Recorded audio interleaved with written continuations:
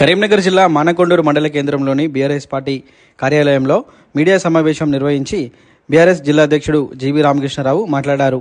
రైతులు పండించిన చివరి గింజ కొనుగోలు చేసే వరకు బీఆర్ఎస్ పార్టీ రైతుల పక్షాన పోరాడుతుందని స్పష్టం చేశారు. తెలంగాణలో మళ్లీ కరెంటు, నీటి సమస్యలు తలెత్తుతున్నాయని ఆరోపించారు. కాంగ్రెస్ ప్రభుత్వానికి రైతుల సంక్షేమంపై చిత్తశుద్ధి లేదని విమర్శించిన ఆయన కాళేశ్వరం ప్రాజెక్టును నిర్వీర్యం చేస్తూ డెడ్ స్టోరేజీ పరిస్థితికి తీసుకొచ్చారని మండిపడ్డారు. గత బీఆర్ఎస్ పాలనలో రైతు బంధు, రైతు బీమా వంటి పథకాలతో రైతులకు అండగా నిలిచామని గుర్తు చేశారు. ప్రస్తుతం యూరియా కొరతతో రైతులు లైన్లలో నిలబడాల్సిన పరిస్థితి ఏర్పడిందని ఆవేదన వ్యక్తం చేశారు. వర్షాభావ పరిస్థితులపై ముందస్తు హెచ్చరికలు ఉన్నప్పటికీ ప్రభుత్వం తగిన చర్యలు తీసుకోలేదని ఆరోపించారు. రైతుల సమస్యల పరిష్కారం కోసం బీఆర్ఎస్ పోరాటం కొనసాగిస్తుందని స్పష్టం చేశారు. బడాబాయ్ చోటాబాయ్ మీ అని చెప్పి మాట్లాడుకుంటా ఇవాళ ఎవరికి లొంగిపోయిందని చెప్పి కూడా ఇవాళ మేము అడుగుతున్నాం. నిరాకమన కేంద్రం ప్రధానమంత్రి నరేంద్ర మోడీ గారు వచ్చింది. ముఖ్యమంత్రి గారిని ఉద్దేశించుకొని మీరు మాతోటి నడవండి, మాతోటి కలిసిపోండి, గుజరాత్ కి ఎట్లయితే నిధులు ఇచ్చినామో మేము తెలంగాణ నిధులు మీకు ఇస్తామని చెప్తాం. అంటే అర్థం ఏమవుతున్నది, నీకు రాజకీయమే ముఖ్యం తప్పించి తెలంగాణ ప్రజల యొక్క సంక్షేమం నీకు ముఖ్యం కాదు. మరి నిజంగానే మోడీ గారు అన్నిసార్లు అన్నప్పుడు 72 సార్లు నువ్వు ఢిల్లీకి చెక్కలు కొట్టిన ఈ రాష్ట్ర ముఖ్యమంత్రి గారు ఒక్క రోజైనా నరేంద్ర మోడీ దగ్గర పోయి మా రైతులు పడుతున్న కష్టం గురించి మీరు చెప్పిందా? ఒకటి చెప్పినా నరేంద్ర మోడీ గారు వినకపోతే ఒత్తిడి తీసుకొచ్చే ప్రయత్నం చేసిన ఢిల్లీలో, అది కూడా మీరు చెప్పాల్సిన అవసరం ఉన్నది.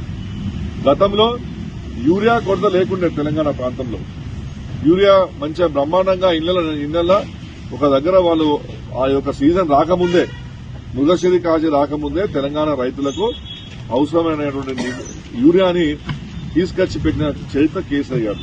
ఇవాళ మళ్ళా మీరు ఏం చేశారు, యూరియా కొరతతోటి చెప్పులు, అందరూ కూడా చెప్పులు, వాళ్ళ నెత్తి మీద భాగాలు, అక్కడ పెట్టుకునే సెల్ ఫోన్లు క్యూలో పెట్టుకునే పరిస్థితి ఉంటే ఆ ఎండకు చక్కెరచ్చి కింద పడే పరిస్థితులు మనం చూసాం తెలంగాణ ప్రాంతంలో.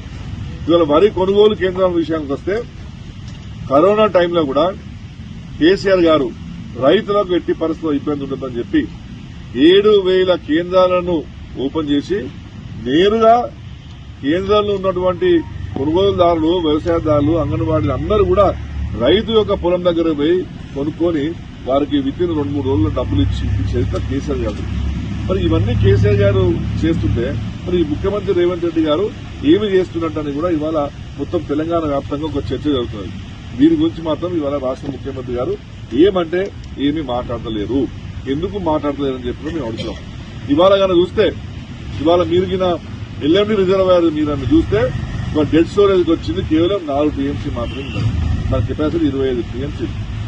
మీరు పైన విమలవాడ పోతుంటే మన అప్పర్ మామిడి డ్యాము దాని కెపాసిటీ 27 టీఎంసీ నీళ్లు. ఇంకా అది డెడ్ స్టోరేజ్ వచ్చి కేవలం 3 టీఎంసీలు ఉంటాయి. మరి ఇప్పుడున్న పరిస్థితుల్లో ఆల్రెడీ మొత్తం ప్రపంచంలోనే ఈసారి 35-40% వర్షపాతం తక్కువ ఉందని చెప్పి కూడా నిపుణులు హెచ్చరిస్తున్నారు 6 నెలల నుంచే.